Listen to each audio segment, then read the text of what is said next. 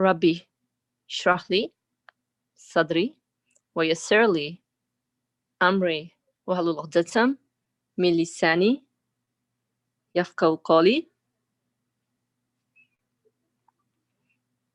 اللهم افتح علينا حكمتك وانشر علينا رحمتك يا ذا الجلال والإكرام. O Allah, open the doors of wisdom and mercy and shower your blessings upon us. وصلى اللهم على محمد وعلى آله وأصحابه أجمعين والحمد لله رب العالمين. Ameen.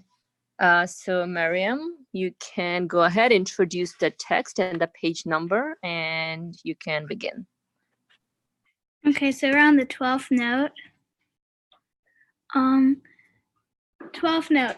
Oh, my friends who are listening to these notes, you should know that the reason I sometimes write down my heart's prayers, entreaties, and supplications to my sustainer, which ought to be secret, is to request divine mercy to accept the words of my writing when death has silenced the words of my tongue. Yes, my short-lived tongue's repentance and regret is insufficient and to atone for my numberless sins. The tongue of writing is permanent to an extent and more effectual. Thus, 13 years ago, when, as the result of tumultuous, sorry if I pronounced that wrong, I don't know what word that is, storm of the spirit, the laughter of the old said was being transformed into the weeping of the new said. At the time I awoke from the heedless sleep of youth in the morning of old age, I wrote these entreaties and supplications in Arabic. The Turkish meaning of a part of them is as follows. O my compassionate sustainer and munificent creator, due to my mistaken choices, my life and youth are lost and gone, and all that remains to me as their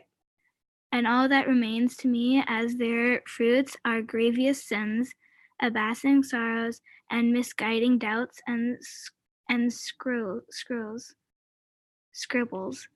I draw close to the grave, shamefaced with this heavy load and sick heart. Like my departed friends, peers, and relations, without deviating to left or right, I am involuntarily approaching the door of the grave. The grave is the first stopping place on the road leading from this fleet realm to everlasting separation and all eternity. It is the first door opening onto it. But I am attached to the realm of this world, and I am captivated by it, and I have understood with absolute certainty that it is transient and will die, will perish and depart. The beings within it travel on convoy after convoy and disappear as it is to be observed. This world is exceedingly cruel and treacherous, especially for those like me with evil commanding souls. For one pleasure, it inflicts a thousand pains. For a single grape, it deals 100 slaps. O my compassionate sustainer and munificent creator, as with the saying, all that is coming is close, I see now that soon I have donned and shroud mounted the bier bade farewell to my friends. Approaching my grave, I call out to the court of your mercy through the mute tongue of my corpse and articulate tongue of my spirit. Mercy, mercy, most kind, most clement. Deliver me from the shame of my sins.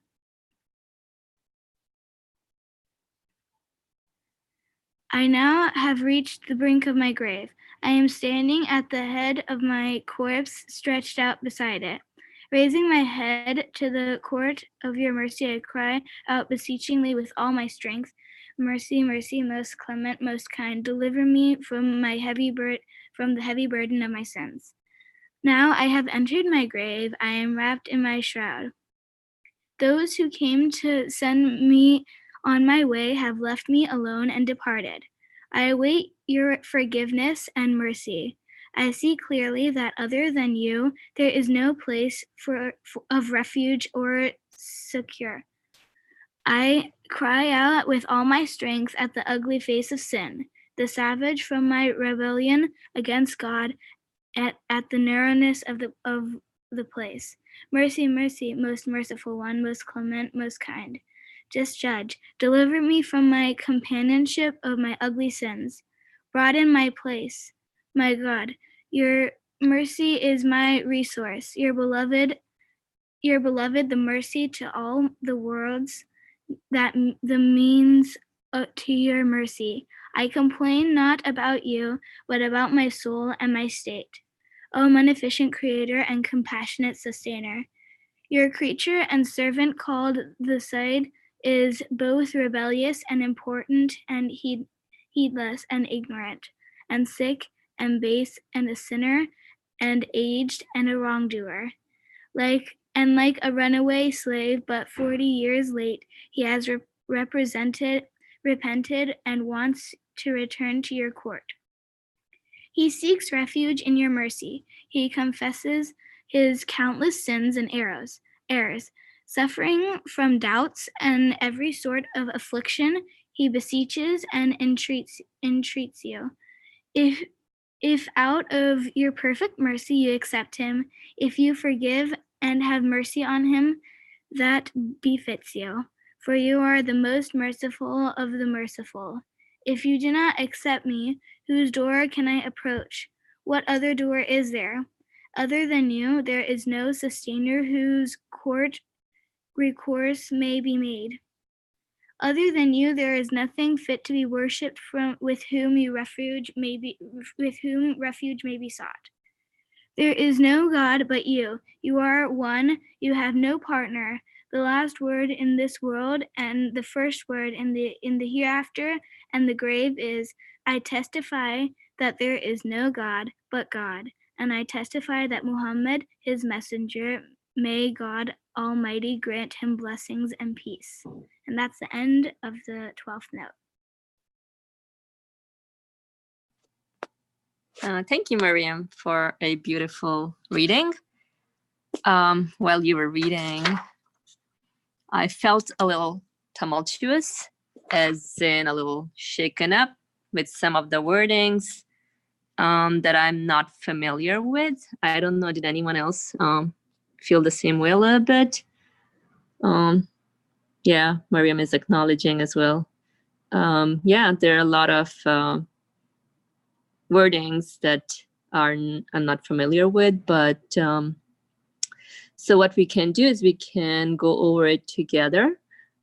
Just wondering, as a general impression with what was read, does anyone just want to say out, like, you know, any kind of expression they have about this read? Anything, like a keyword you took away or something like, well, it didn't make sense, or who do you think the author is addressing to? Does anyone care to share the answers to this? So whatever you state of mind you're in right now after reading this, feel free to share it out in a word, a sentence, or whatever you're feeling out right now. Nothing. Okay, no problem. So let's do this one together. I saw a hand raised up. Who was it? Okay, so just quickly, who is the author speaking to here? I know he's starting off by saying, oh, my friends who are listening to these notes. So who is the author speaking to right now? Who is he addressing to? It's a general question. Maryam from Ohio, go ahead, please. Everybody that is reading this. Yeah, everyone that is reading, and you're right. And alimermer says the author is self-reflecting. Very true. And do you think that we can benefit from the author self-reflecting or sharing out his reflection? Can we benefit? You can put a yes or no, or, you know. Yes, we can all benefit. So here's my question. How can we benefit from what the author is sharing out here? Anyone, feel free to raise your hand. There's no right or wrong answer, all right?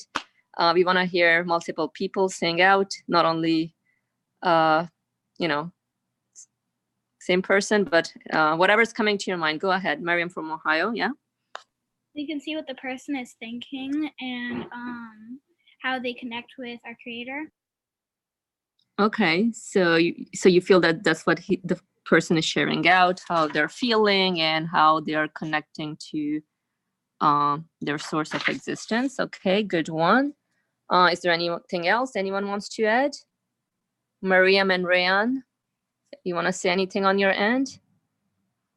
Oh, anything, any keyword that stood out or any initial impressions? Feel free to raise your hand. All right, anyone, everyone, don't be shy. alimermer, go ahead, please. If Maryam and Rayan want to speak and say anything, I can just stop anytime they raise their hand.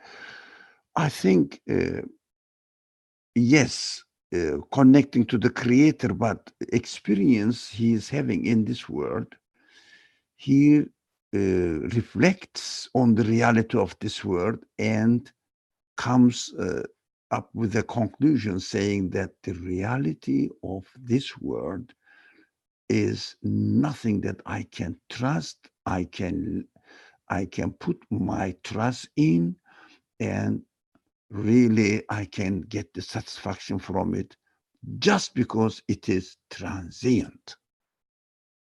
Because of its nature as being a transient existence or transient being, I cannot trust this. So as a conclusion, he tells us, okay, then I have the need to put my trust in. Where shall I put my trust? Then, as Maryam said from Ohio, that I'm very pleased to see that we have two Maryams. Excellent. So Maryam from Ohio said to connect us to our creator. Why? If the world is transient, but if I need a permanent source, and the world, the universe itself is transient, so I have to connect to the permanent source. I have to investigate it, where I can find the permanent source. That is the beginning of the reflection we read today in order to end up with the permanent source. Thank you.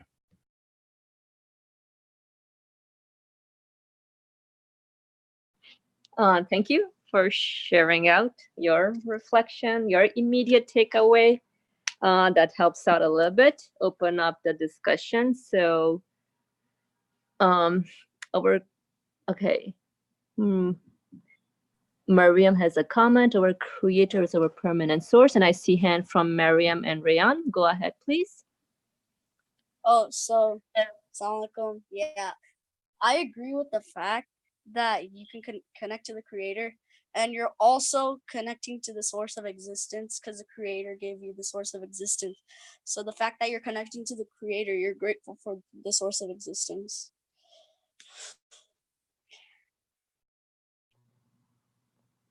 Good one. Thank you. So yeah, we're connecting our existence to our source of existence, and because we're grateful for existence, then that's actually a good thing.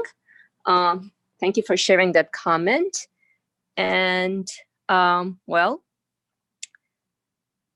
okay, so I just wanted to again read up our creators, our permanent source. So I'm gonna start by drawing our attention to the transient nature of this universe, just like the author is sharing out in his reflection. That what we observe in the universe, it's very obvious that everything is transient. A moment comes, the moment departs. This morning was brought into existence, and now, especially in the northeast area, it is really the afternoon time that we are experiencing. And even within ourselves, of our existence from this morning has departed, and we are all given new existence right now.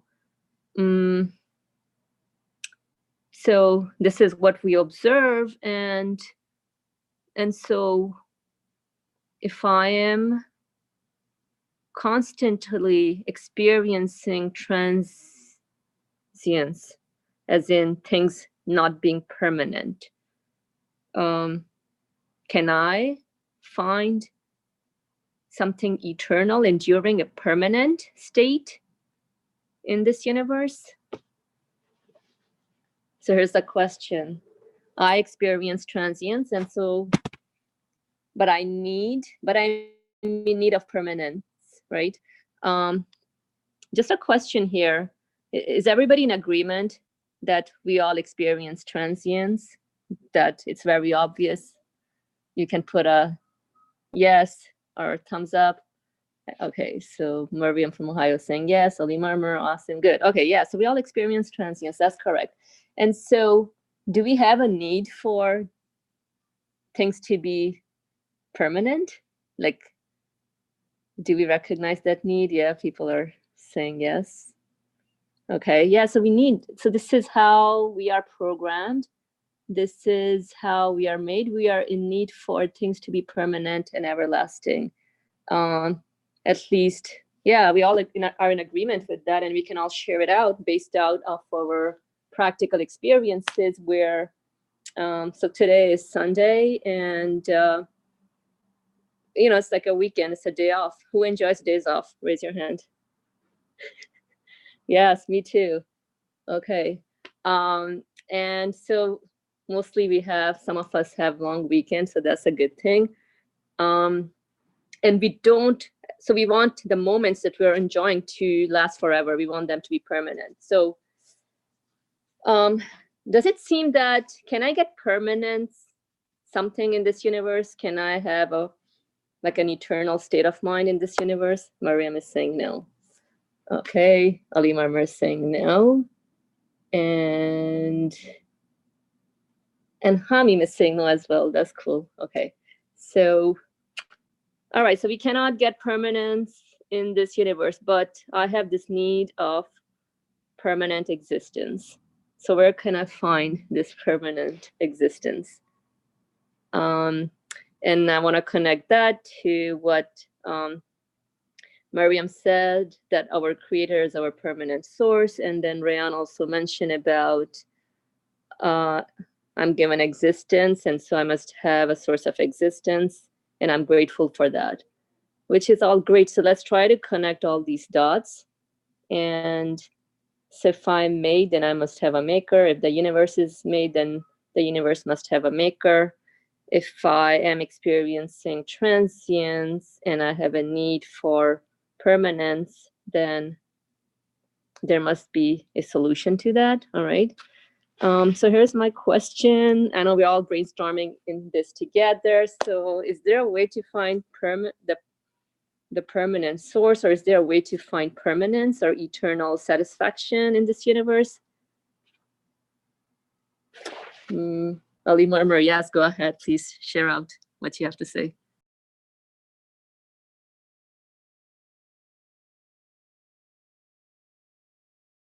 alimermer, I saw your hand up. Do you want to say something, or? Yeah, I was speaking, I thought, but the microphone was not Unmuted. It was muted. Okay, excuse me, sorry. Now, I have been thinking about it, which what I'm going to say, we shared earlier on in this room. For example, I say we use the word creator of the universe. We need the creator of the universe. Actually, it's not easy to share this idea with my friends. People will say, what did you mean by creator of the universe? Here is the universe. What do you want? So where did you get this idea? They may ask this. So we have to prepare ourselves whether they are right or they are wrong. I'm not saying they are wrong and I am right, but I have to reflect on it. I have to think about it. So I say how I think about it. Look, universe is transient. I cannot really put my trust in it, saying that this universe is going to satisfy all my human needs. I want a perfect and endless world that I will enjoy it, enjoy it, enjoy it. I will never get bored. That's what I need. And I must be always, or I must live in enjoyment only. Okay. And with no end. But the universe says, I have an end. So whatever, this is an interesting and important sentence for me. We should keep repeating this sentence. Whatever the source of my need for eternal happiness, whatever it is, I'm not saying the creator, God or something. No. Whatever it is, if someone says, of course, human beings are made of atoms and matter itself, so they are developing within this universe by themselves. Okay, the source of existence, my source of existence is, or excuse me, the source of my existence. If you say that it is the universe, okay, universe has given me a need for an eternal happiness. A need for an eternal happiness. He must satisfy it. Otherwise, universe will be contradicting to itself. Isn't that so? I mean, somebody made me with the need, but it is not satisfying it. It means it is contradicting to itself and putting me in trouble. Do you think the universe is torturing me? So the question really is a serious one for me.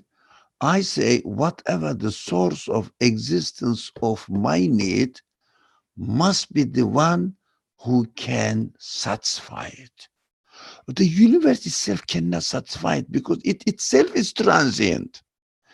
It itself is in need of existence by something else, because universe, anything in the universe cannot show and demonstrate that it has the ability to create itself. No one can show it. Look, it has the ability to create something. No one can show it. No one did so far, and doesn't seem to be, there is no sign for it. So this need, the source of my need for eternal happiness, cannot be the universe. So the universe cannot be my source of existence. Universe cannot satisfy it. So whatever is this source of existence of my existence, whatever it is, must be able to satisfy it. That's why we call it, this is the creator of the universe. Whatever created me, this is the creator of the universe, and my need also for eternal happiness. So I want to discuss with you all together.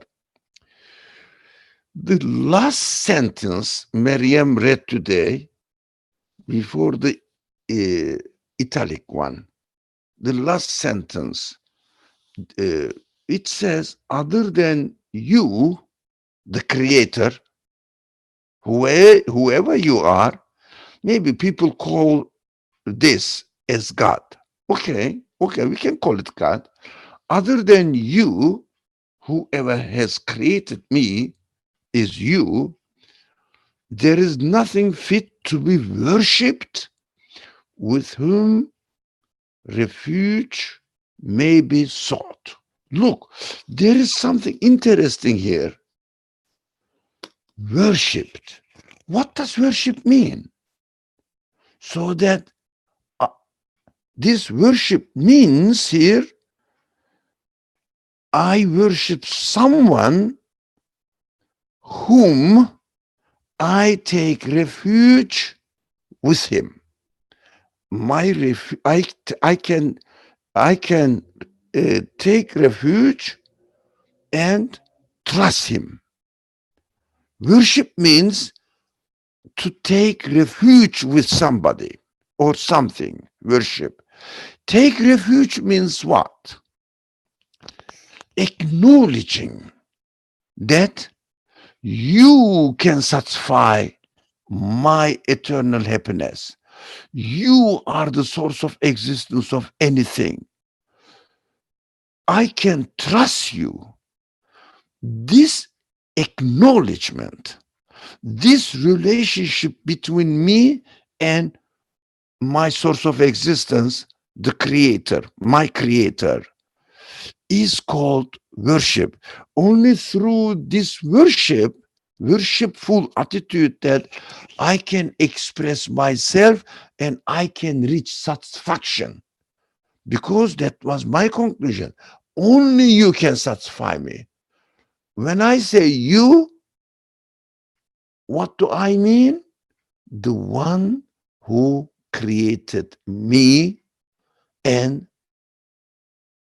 created the universe, because I am created within the universe.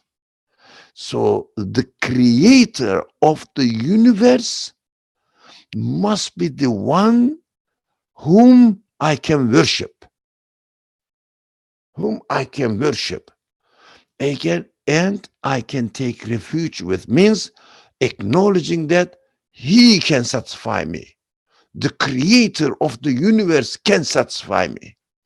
This is really the heart of the action of worship. But what we hear in the community, usually the people around us, worship means praying, fasting. Yeah, that they are right. Why? Because praying, fasting, maybe doing some charitable activities, this kind of being kind to other people, etc.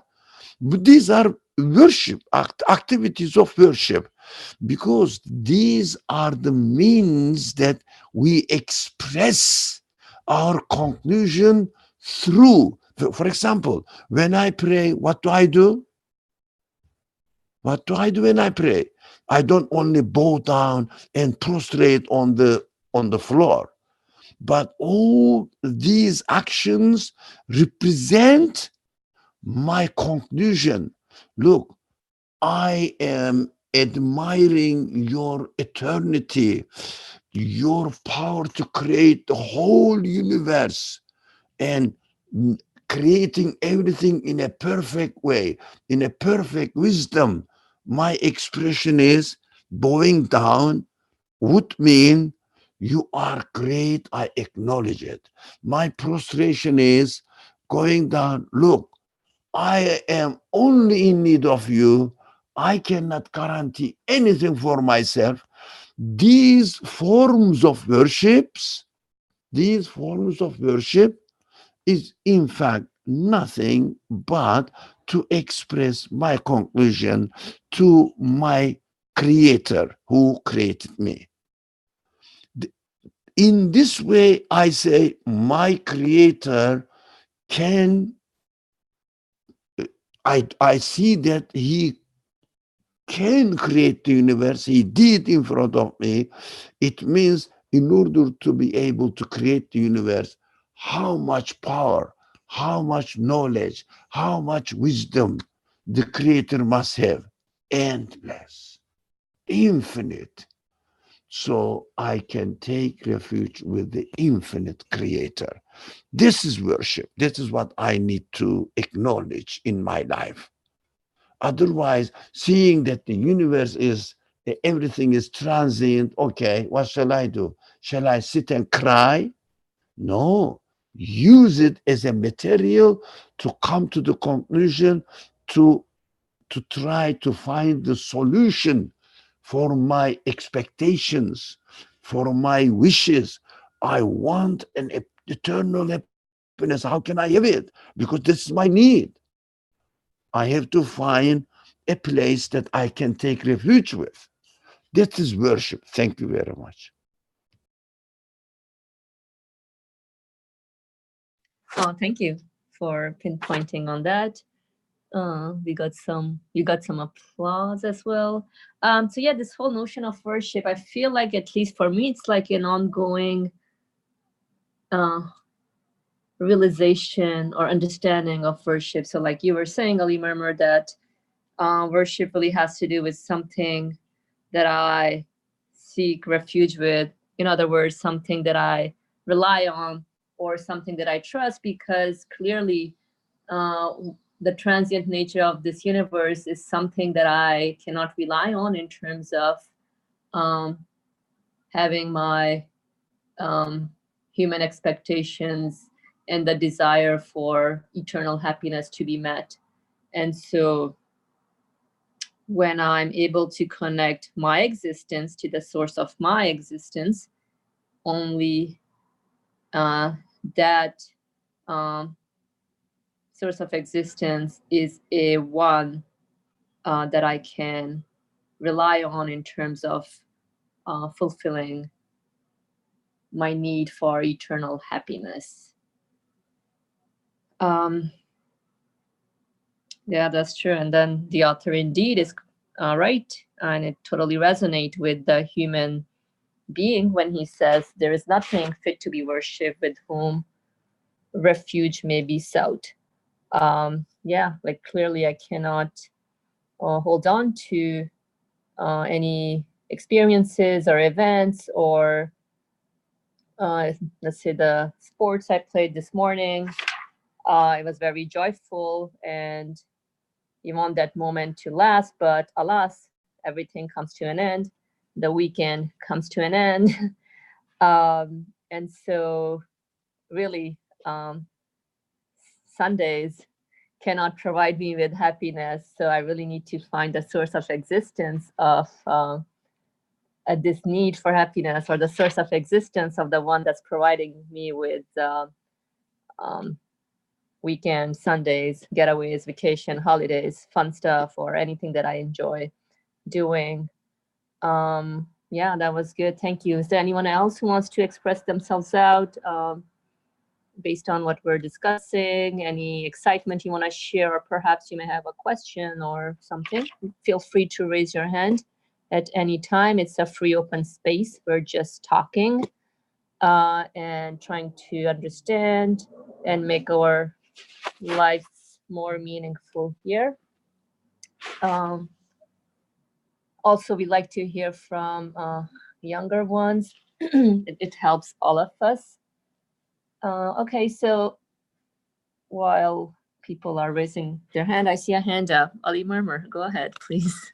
Thank you very much. I would like, I get excited, when you see the young generation here. They are my grandchildren, granddaughters, grandsons. So, the old people love to speak to their grandchildren. They want to play with them. That's how I feel. So I used to speak Maryam from Ohio a lot, but now I have some questions. But I would like to receive an answer from Maryam and Ryan, whatever, or whoever answers me. Ready or not? Would you like to or not? But very simple question. I'm not going to ask her very complicated mathematical questions. Don't worry, I don't know mathematics. Feel free. Maryam and Raya, would you like to? Very simple. Like you would know it, I mean, easy than your name. Something like what's your, all right. Okay. Now, if you are really hungry, why not really? If you are hungry, what do you say? It is time for dinner, let's say, for you. What do you say to your mom? You should say. You should say. This, So it's I, time for dinner, right? I And then cannot say, hear you.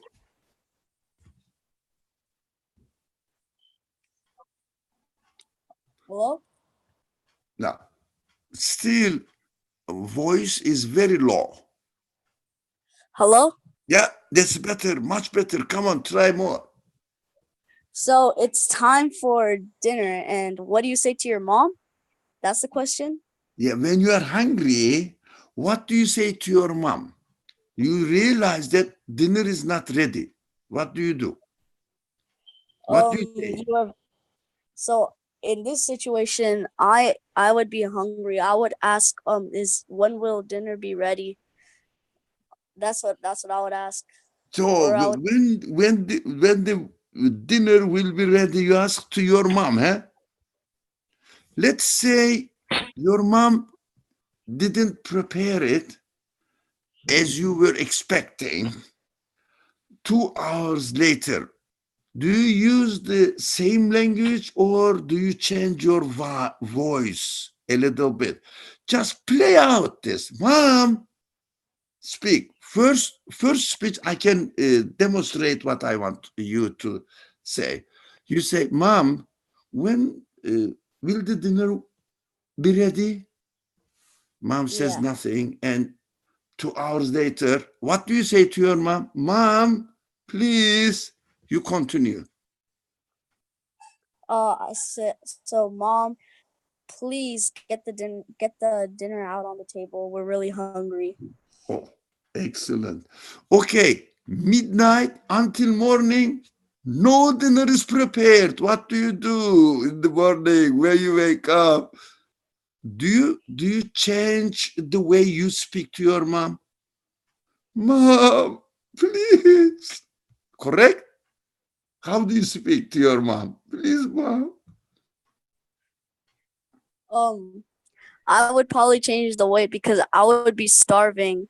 Yeah. Like I would probably just, or in that case, I would probably just like do something myself and try to No. use. You cannot do it.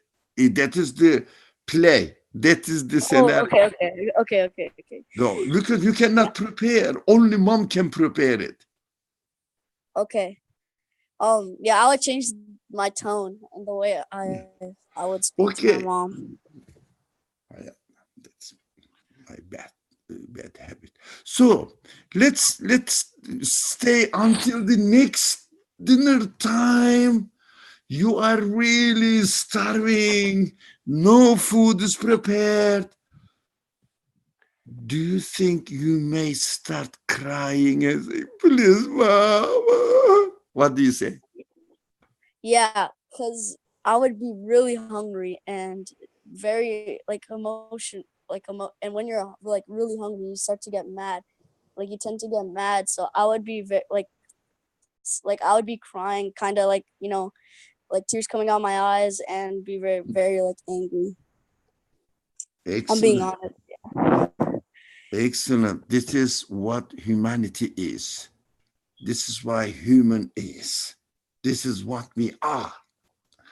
The more we need, the more we despair. Whoever is going to satisfy our need, my relationship with this source of satisfaction, the one who can satisfy me, will change as much as I realize how much I am in need of it. How much I am in need of it. So if I say, I'm hungry, if the food is ready, I would like to eat it. I would say, Mom, when are we going to have the dinner? Yep. But the last scenario was, please, Mom, crying. Because you are desperate now. Desperate. And you are starving. Even you cannot shout anymore. If Yeah. we realize, Maryam was answering, I think. Maryam, if we realize that we are desperately in need of eternal happiness, desperately, and we asked our father, our mother, the country, the state, the government, no one can. We asked the stars, no one can, no one can, no one can within the universe. Then turn to the creator of the universe, start crying, please, the creator, I am really hungry, feed me, I want eternal happiness, please give me something, please. That is, in the language of the Quran, prayer and supplication. Supplication means really invoking God.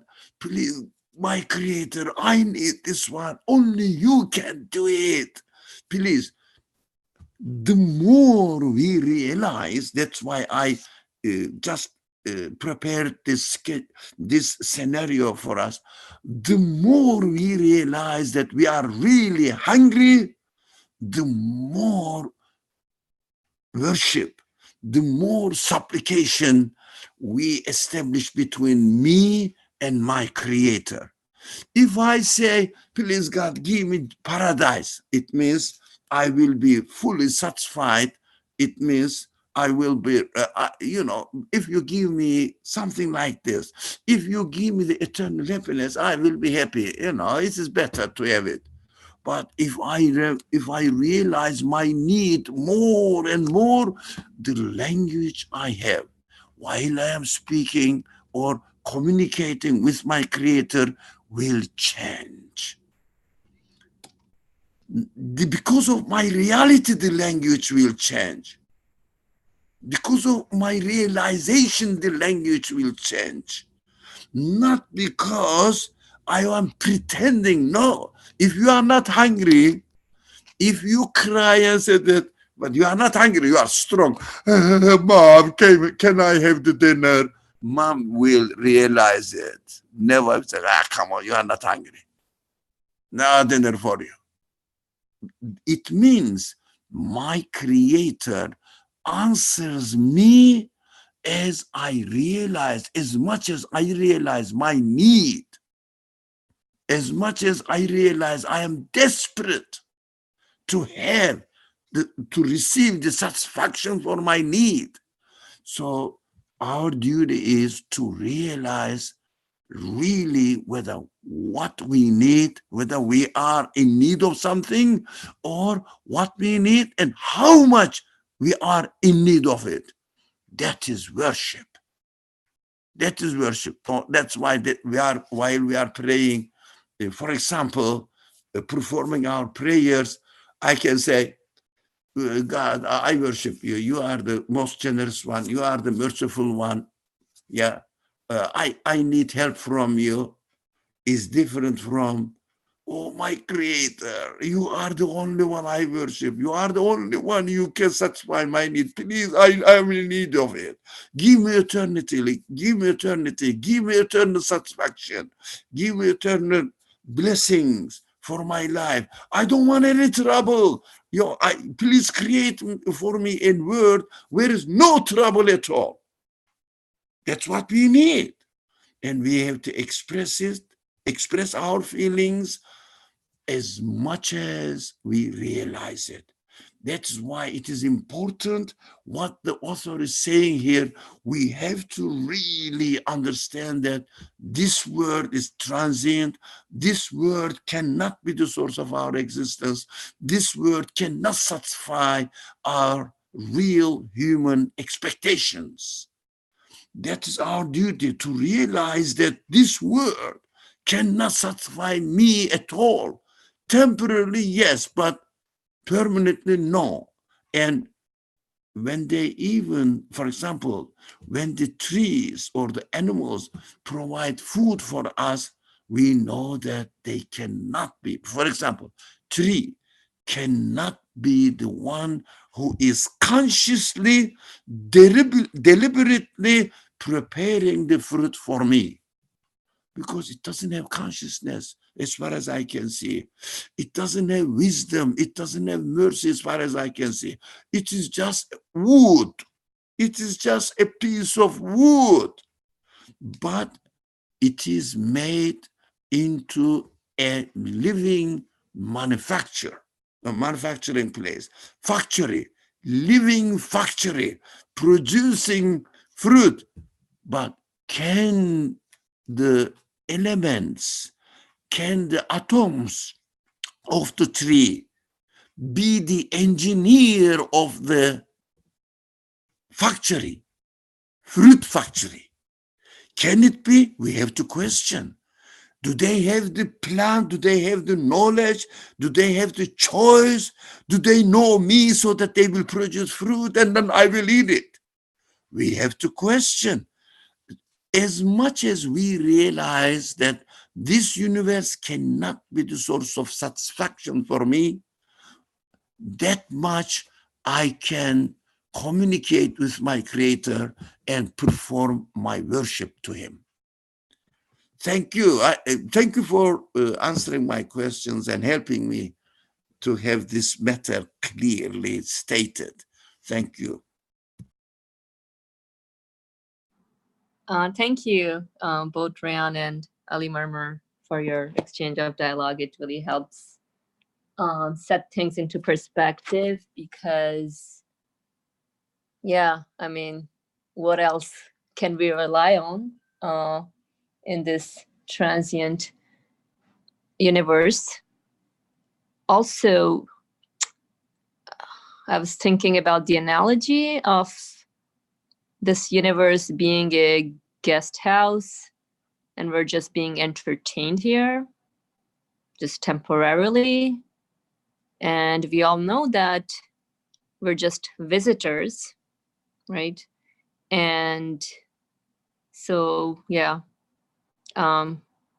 So definitely there must be an owner who's entertaining us, because the example of anything that we interact with, be it glass of water, or like really today Sunday, I've been also munching on a lot of things, and now I realized that, wow, how come these things are perfectly packaged, like just a banana, perfectly packaged, you can hold it easily and then peel it off and eat it. An orange, it's like a little gift coming in, open up the pack, and underneath it is something very delicious, but like, what knows me, like what knows my need?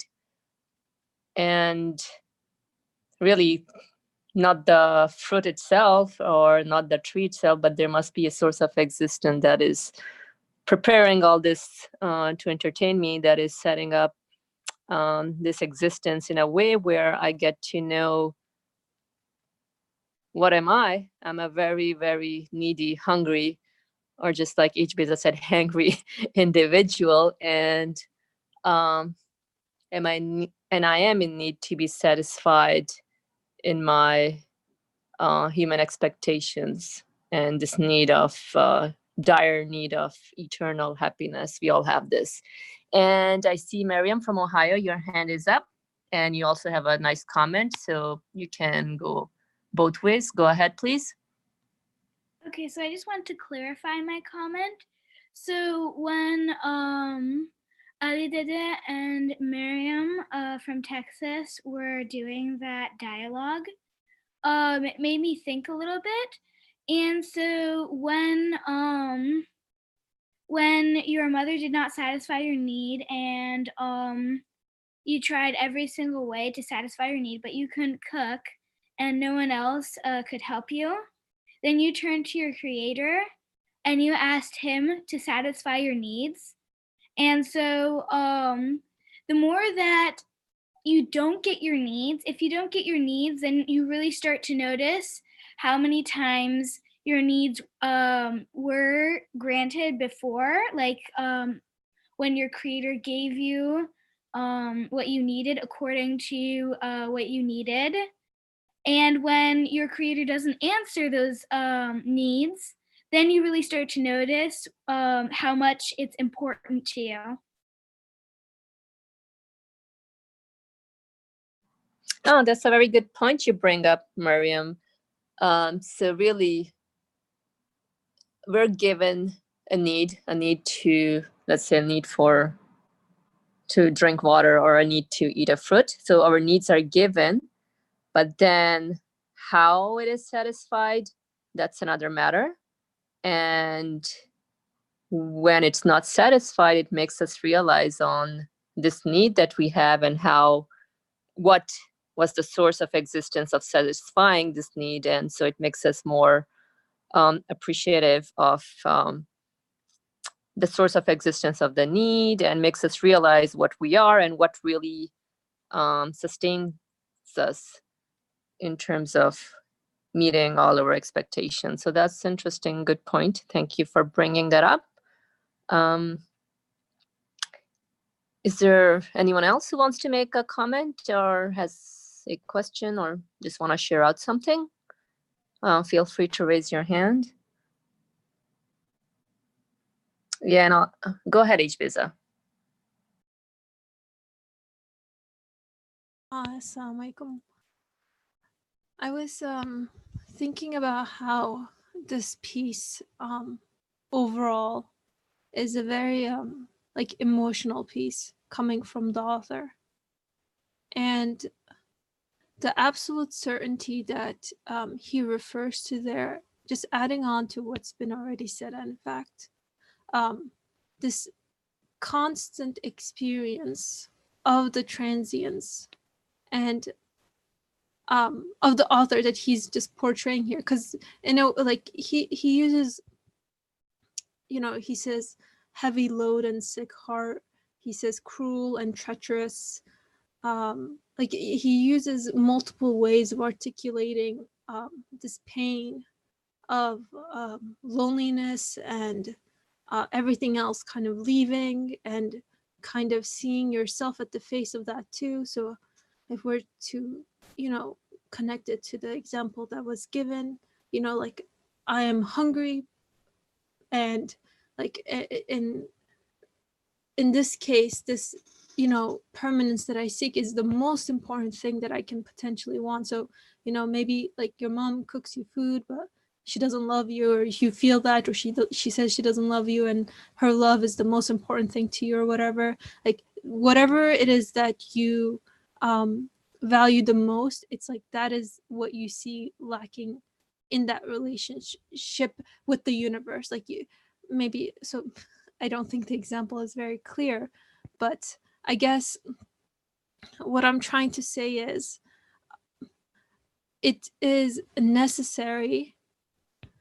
Like my understanding of the emphasis that the author is making here is the necessity of experiencing that the pain of the transience for yourself. Otherwise, like if you're not aware of, or if I'm not aware of my own reality, and what my that I'm hungry, if I don't accept the fact that I'm hungry and my stomach is growling, then there is no way for me to seek the food to begin with, right? So I feel like that is essentially the first main point that the author is kind of making and establishing the secondary point, which is then he's like, it must be you who, only you, there is nothing but you who can satisfy me. There is no other place that I can seek refuge in. Oh, I'm sorry. Is this better? And that was the end. Hopefully my voice went through. Thank you. hbeyza, thank you for sharing out your comment. Indeed, this is a heavy piece shared by the author in terms of really painting a full picture of what we experience in this universe, really what our reality is. Like you were saying that, we are given endless needs, and then it's amazing how they're met, but even realizing that I am a needy individual, like really, I am needy, that's, that puts my foot on the right track, just realizing this neediness within me. And even that becomes a blessing because it helps me manipulate my way around in terms of finding direction to what is it that I am aiming for. Clearly, I'm aiming for eternal happiness, and all these needs within me are directing me towards it. So that's really how the human being is made. And in the analogy of, okay, if I'm not given hunger, if I'm not even feeling hungry or the need for anything, then there's no point to anything. That's another case. But when I'm in tune within my human reality, where I'm really recognizing this genuine need that I have, then it just puts me on the right track of things. Thanks again for sharing your comment. Also, like he's mentioning some interesting and very vivid, clear example that we all experience here about the grave, people departing, new things coming in, with the change of season, we see like a resurrection happening, plants dying, and then suddenly spring comes in and everything blossom. And like the third paragraph, I think, was really touches the human spirit in terms of, like even the author mentioning the grave is the first stopping place on the road leading from this fleeting realm to everlasting separation and all eternity. I think that's just the key phrase. Also, I guess shared by alimermer earlier in terms of the author is really sharing out, helping us answer for our own selves, where can I find eternal happiness, or where can I find a permanent source of existence? And from here, the way he concludes as well makes it very clear that nothing of this universe has the ability to give existence to all my needs that I find myself in. And so there must be a source of existence that must fulfill all my human expectations. And that is the one I need to rely on. That is the one I need to trust and worship. So that is interesting. And while we are discussing this, like the last sentence of this third paragraph, if everyone can go over there, let me see if I can share the screen up here so we can all be on the same page. Sure, let's do this one.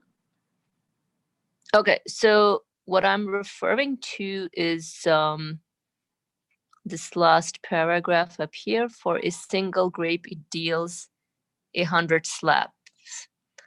So it starts off by saying, for one pleasure, it inflicts 1,000 pains. For a single grape, it deals 100 slaps.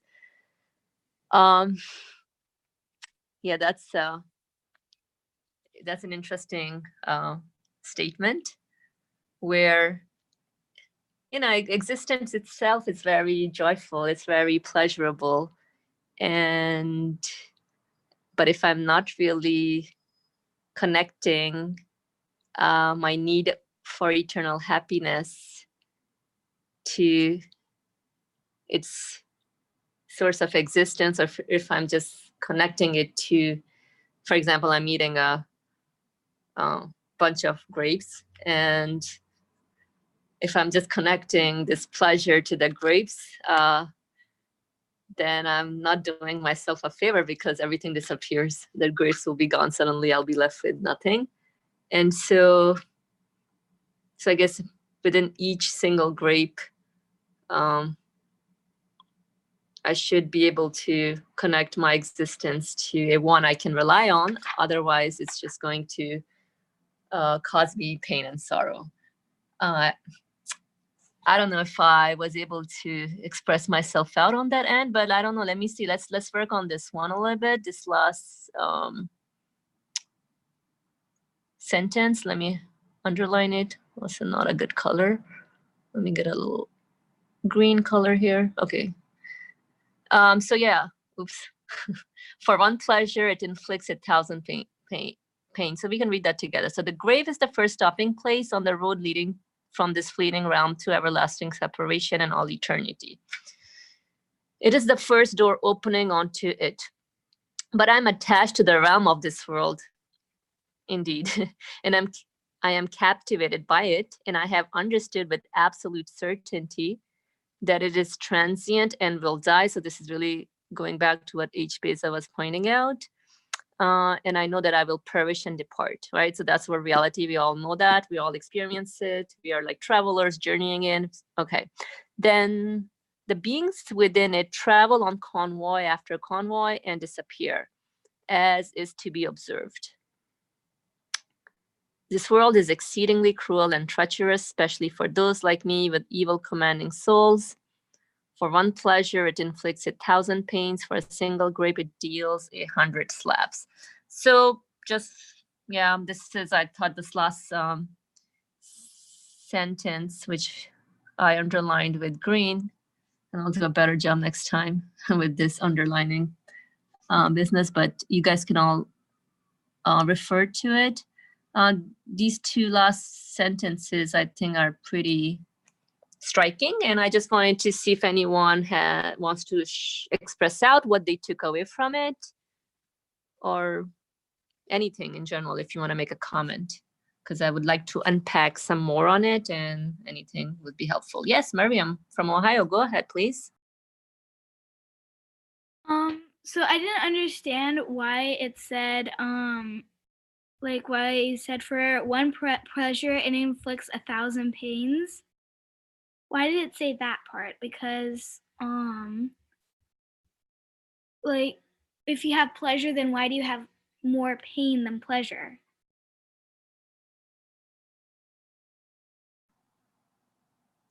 That's a very good question. So if you have pleasure, then why would you have pain in the pleasure?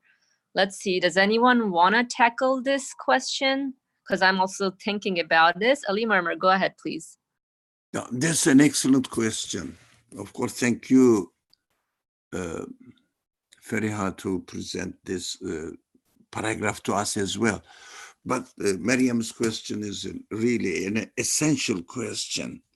First of all, let's see, when I read a grape on an orange or banana, do I get a slap?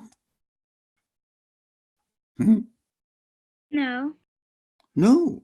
I mean, physically, no. Okay, but let's think a bit deeper. But we need to concentrate on. In order to have the banana, what do we need? If we don't, but don't forget this conditional sentence.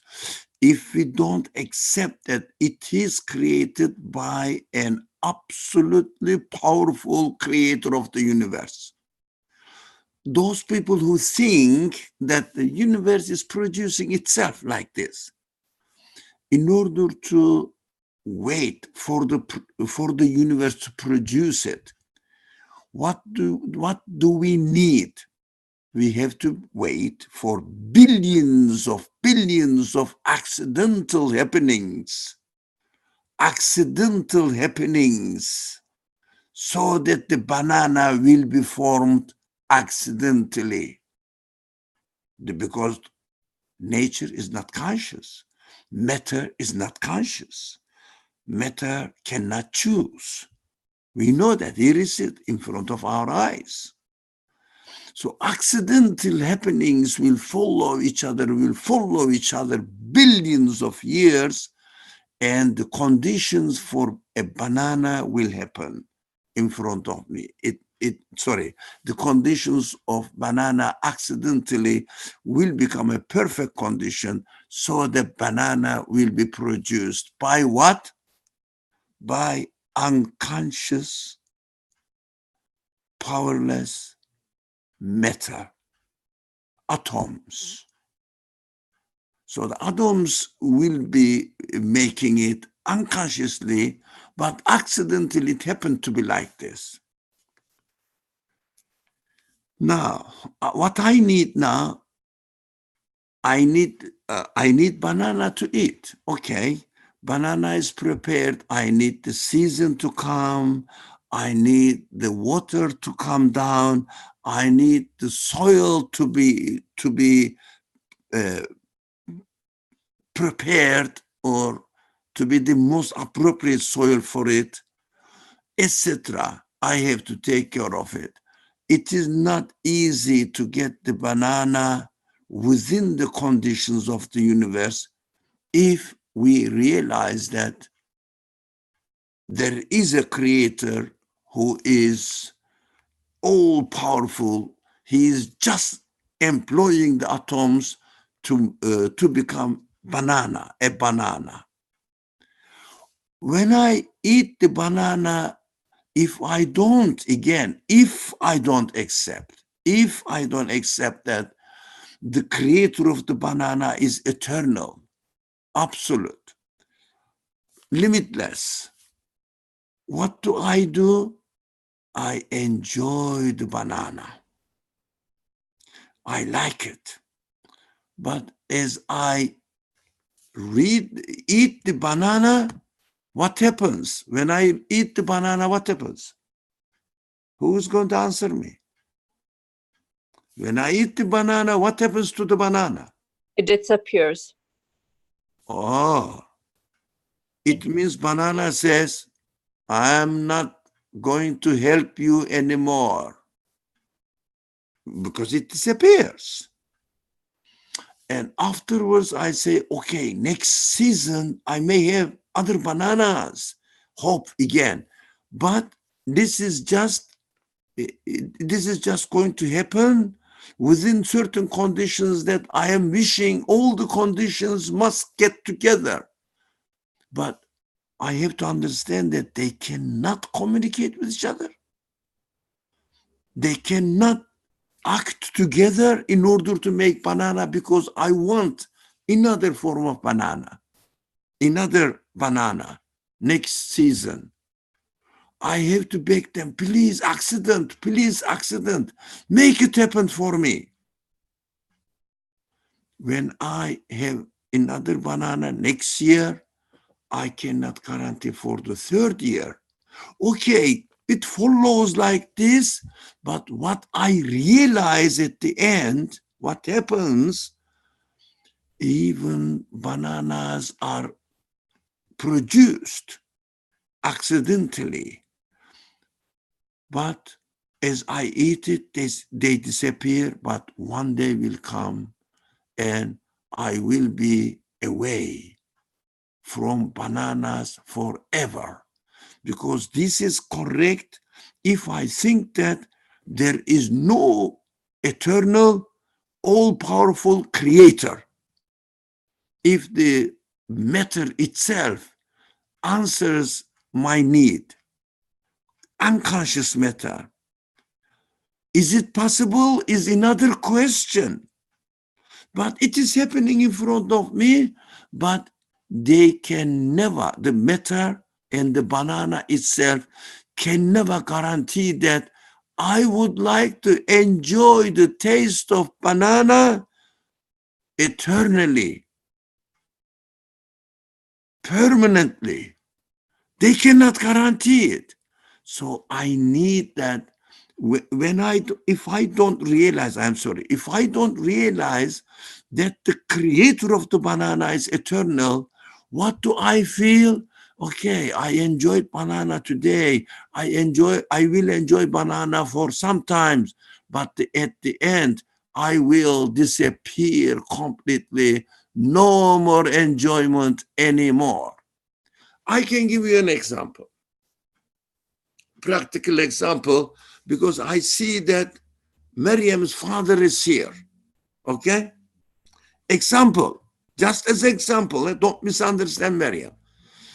Can you answer my questions now, Maryam? I'm going to ask you very simple questions, extremely simple. Are you ready? Would you mind? Okay, all right, I'm asking the questions. When your father gives you or brings you banana food today, you enjoy it, eh? You like it, don't you? Yes. Okay. Next year, yes. Yeah, next year he will provide it as if he is living in this world, of course. Yes? Example. But if you think that always your father brings the banana, for sure, but until you die, it means your father gives you banana, gives you banana, gives you banana, at the end kills you. Would you like to love your father? Would you love your father? Because you know that at the end he is going to kill you. It is impossible. Of course, it's an example. Do you understand? If you think that it is going to kill you when you die, it means he kills you. Do you understand the question? Is it clear? Yeah, I it's don't clear. think the question is not clear. It's clear. So, but it really depends if he has a reason. If he just kills me because he just wants to, then obviously, yeah, I would be mad at him. But if he had like a specific reason, then Yes. I wouldn't be too mad. Like I Look, wouldn't be mad at all, actually, if he has a look, reason and I do agree. you think there is a reason for the nature matter that at the end we die? If we don't accept, don't forget, if somebody doesn't accept the creator of the universe, what they say, nature is generous to me, but at the end, the nature is going to kill me because they don't accept the creator. Nature is going to kill me. Do you, in this example, my father, your father is being generous to you, but at the end, he is going to kill you. Will you be able to love your father? Because knowing that he is going to kill you at the end. Will you be able to love your father? Because he gave you banana, and at the end killed you. Your father represents what here? What here? If the nature itself, because transient nature itself produces the banana, what you will say? Yeah, but nature is generous, but at the end it kills me. But if someone understands that the universe is a permanent creator, is an eternal creator, yes, he is giving me banana and then he takes me away because he's permanent, the creator. He will give me another type of creation and then he will be still a merciful creator because he is eternal. But in the case of the universe, it is not eternal.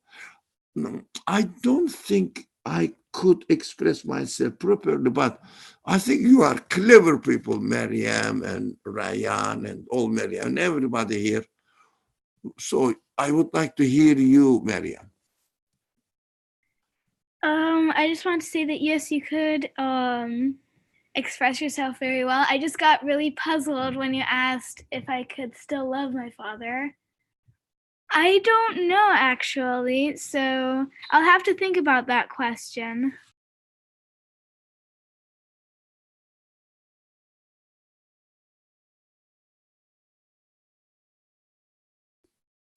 Excuse me. Now, don't think your father because I know that you love your father. I'm sure. But think in this way. Somebody feeds you, but you know that after 10 years, he is going to slaughter you for no reason. Would you love this person? But you know that he's going to slaughter you at the end. He's feeding you, and then slaughtering you. No, I don't think I could. I don't think you can love it. Because knowing that, yes, you are feeding me, but at the end you will kill me. I cannot love this man. I cannot enjoy whatever he gives me because I know that this is not real generosity. This is not real mercy. That is why if we didn't accept that, the universe is transient, we know. But if we don't accept that the universe is created by a permanent, eternal, all-powerful creator who is not like the universe at all. He is the creator of the universe and he is eternal. I say, yes, he brought me in this world. He fed me while I am here. He introduced himself, how generous he is, and he is going to take me away from this world. Like the mother, like the baby, the fetus, the very, very, very small baby in the mother's womb, when they grow there, and when they develop there, after getting ready to be able to breathe and live in this world, what happens? They are taken away from the mother's womb and brought into completely a different world.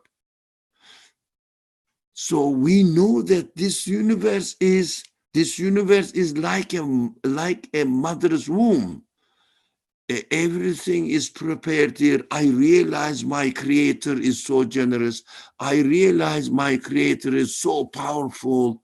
I realize my creator is creating everything with wisdom. I all realize this. And what happened at the end? I am taken away from this world. So if my creator is eternal, permanent, my existence should not come to an end. But if my creator is transient, itself is transient, there is an end for it, my existence will come to an end and I will disappear from existence. I will go into non-existence. I think the way I presented the case is not clear, but somebody else help me, or whether you could understand or not, somebody can summarize what I said, what I tried to say, please.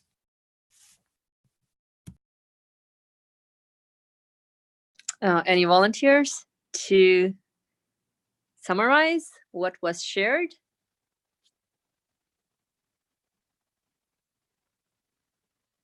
Maryam and Rayan, go ahead, please. I like to say that when you're existing, sometimes it has to be taken away, because like your existence is given for a reason and it's also taken for a reason too. Wait, Maryam, can you please speak up loud? I know you were saying something interesting. Get closer to the mic, please, and say it out again. Try again, please. Okay, so I was trying to say that you're existing and then it gets taken away. So your existence is given for a reason and it's taken away for a reason. Wow. Yeah. So you're talking about like we're given existence, we're existing, and then we're given existence for a reason, and our existence is taken away for a reason. Makes me think a little bit more about my existence, that how everything that I am experiencing, I'm subject to change. And I know the transient nature of this universe cannot provide me with eternal happiness. So there must be a purpose to it. And Asim is saying, would one like their existence to be taken away? Who would want to answer that? Maryam from Ohio says no. Okay. So yeah, nobody wants their existence to be taken away. Maryam from Ohio, you have your hand up. Go ahead, please.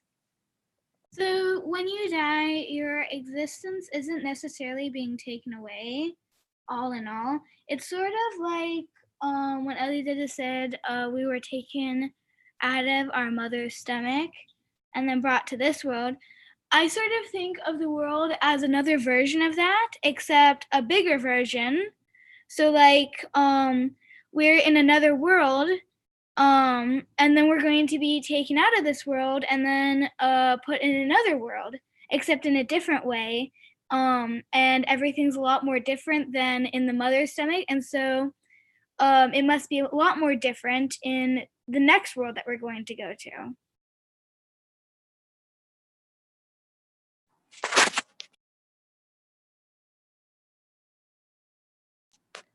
Thank you. Interesting share on the continuity of existence, or what we experience here. Like there are several stages to our existence. And yeah, I like the usage of the word version. So we are experiencing different versions of our existence. So that's a good point, something to think over. I know alimermer asked if someone wanted to share out. Thank you both, by the way, Maryam, for your comments. It's really helped us ponder more on what does it mean to be given existence, and really what does this existence point to, and how can I understand what the type of existence I'm experiencing here. And well, these are just like general questions that we can all, all should be living and breathing with right now. But I also wanted to touch base on alimermer's analogy early on with, if you have someone, a host who's taking care of you with all your needs, wants, and everything, and everything you desire, wish for, they grant you. But then at the end, they let you know that, hey, guess what? I'll give you all this for 25 years, and then I'll just slaughter you. So would I as a human being, can I as a human being be satisfied with such kind of deal? Can I be satisfied with a deal like this, where somebody's telling me, yeah, I'll give you everything that you desire for 25 years, but then I'll slaughter you after that? I don't think so. Yeah, it's very human, right? It's nobody agrees on that. Nobody wants that. And yeah, so so similarly, maybe let's take a pause on this for today, because I also need to think a little more on this and the analogy that was presented. So we can then next week, inshallah, next Sunday, start the discussion a little more, dwelling deeper into this concept and understanding. So everyone, please jot down your comments, questions, or whatsoever. So before I see Maryam's hand is up. Go ahead, Maryam.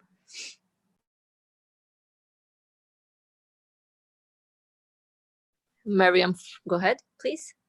So I had some questions. I don't know if I asked these before. Oh, wait, yes, I think I did. Yeah. Okay, thank you. No problem. Please keep writing your questions and bring them next week as well. And Maryam and Rayan, go ahead, please. I like to say how existence is taken away, just like how like sometimes it has to be taken away. Like the Creator tests you, like how Prophet Ibrahim, he was told in his dream from the Creator to sacrifice his son, and when he was doing it, the angels put a ram instead. Okay, interesting. We can also tackle what all this means for us as pertaining to our existence. So yeah, this existence is really like a training for us. This universe is a school where we are all being educated, we are being trained. Every moment there's a new opportunity for us to learn and grow and develop our human potentialities, and how everyone desires to be better in their development, right? And obviously we need help from people. People share out different ways of how they are developing their potentialities to connect to their source of existence. And so we benefit from every sources that is available to us. So that's why we have teachers around, and everything in the universe becomes a messenger for us to help us develop and grow. I guess I'll leave it at it for today. It's 4:35. And next week we will pick up on, I'll make a note on the analogy that alimermer brought up, so we can a little dwell more on that, along with any other questions or comments that's, somebody wants to tackle in. Just giving in like 5 seconds if anyone wants to say some last minutes comment or something. Go ahead. 5, 4, 3, 2, 1. Time is up. All right. Thank you all for your participation and contribution. Very fruitful discussion. Alhamdulillah. Bismillah ar-Rahman ar-Rahim. Subhanaka la ilma lana illa ma 'allamtana innaka antal alimul hakim. Glory be unto you. We have no knowledge save except that which you've taught us. Indeed, you are all knowledgeable, all wise. Wa akhiru da'wahum anil hamdulillahi rabbil alamin. Bi hurmati sirra surat al-Fatiha. Ameen.